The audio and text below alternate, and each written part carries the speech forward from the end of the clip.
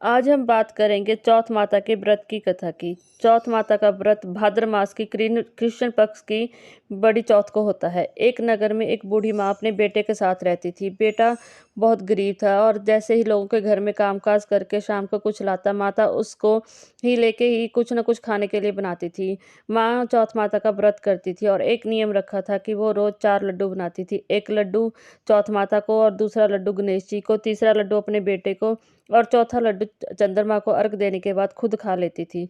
लोगों ने बेटे के दिमाग में जहर भरना शुरू कर दिया कि तू पूरा दिन मेहनत करके कमाता है और तेरी माँ पूरा दिन भर लड्डू बना बना कर खाती है।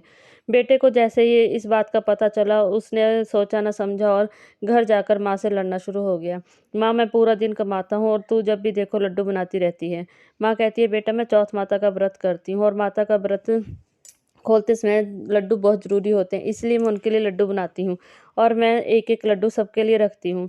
नहीं माँ, मेरे से नहीं होता, आपकी फ़रमाइशें पूरी नहीं होती और मैं घर छोड़कर चला जाऊँगा। माँ बहुत समझाती है लेकिन बेटा नहीं मानता। जैसे ही बेटा चलता है, माँ कहती है, रुक बेटा, मैं तेरे लिए कुछ लाती हूँ। जैसे ही वो अंदर जाती है, अपने हाथ में आँखें लेके आती है। बेटा, जब भी तुम्हें किसी चीज़ की मुसीबत आए तो तुम इन आँखों को या पकड़ के चौथ माता का ध्यान करना और तुम्हारी वो मुसीबत दूर हो जाएगी। बेटा जैसे ही घर से बाहर निकलता है, जंगल में पहुँचता है। जंगल में पहुँचते ही एक बूढ़ी औरत को देखता है। एक बूढ़ी औरत लड्डू बना रही है। वो पूछता है कि माँ, लड्डू क्यों बना रही है? बूढ़ी औरत बोलती है कि बेटा, आज राक्षस मेरे बेटे को खाने के लिए आएगा। वो रोज़ गाँव के किसी एक आदमी को खा के जाता है और मैं नहीं चाहती कि मेरा वो बेटा भूखा रहे और राक्षस उसको खा जाए, इसीलिए मैं उसके लिए लड्डू बना रही हूँ। लड़का बोलता है कि माँ, आप चिंता मत करो। आप जो लड्डू अपने बेटे के लिए बना रहे हो, वो लड्डू मुझे दे दो। बेटा बोलता है, माँ, आप अपनी मेरी फ़िक्र मत करो, मुझे कुछ नहीं होता। बूढ़ी माँ खुश हो जाती है और वो लड्डू बेटे को देती है। वो लड्डू खाकर वहाँ सो जाता है।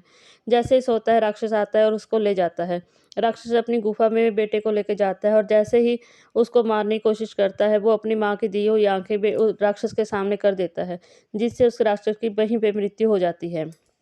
ये देखकर गाँव का राजा बहुत ज़्यादा खुश हो जाता है कि ये तो बहुत अच्छा हुआ, इस लड़के के आने से ही हमें राक्षस से छुटकारा मिल गया, अब हमारे गाँव में कोई भी बलि नहीं दी जाएगी।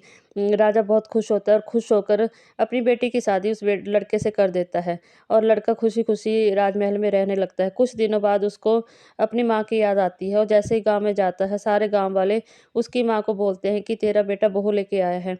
माँ बहुत ज़्यादा खुश हो जाती है, लेकिन उसे समझ नहीं आता कि मेरा बेटा तो बहुत गरीब था और इतना अमीर कैसे हो गया।